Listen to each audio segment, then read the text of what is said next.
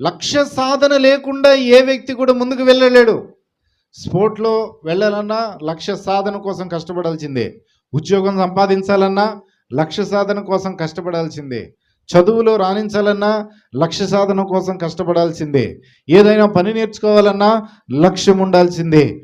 ఒకవేళ లేకపోతే, ఆ లక్ష్య సాధన లేకపోతే ఏమైంది అని అంటే ఉపయోగము ఉండదు.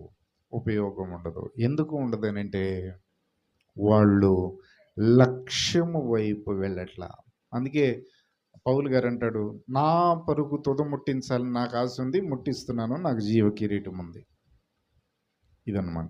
కాబట్టి పరీక్షించి దేవునిలో బలంగా ఎదగాలి అని అంటే మనకేం కావాలా? లక్ష్యము ఉండాల. మీరు లక్ష్యం ఉంచిన యెడల మీకు మేలు జరుగుద్ది. దీపము ఉన్నట్లుగా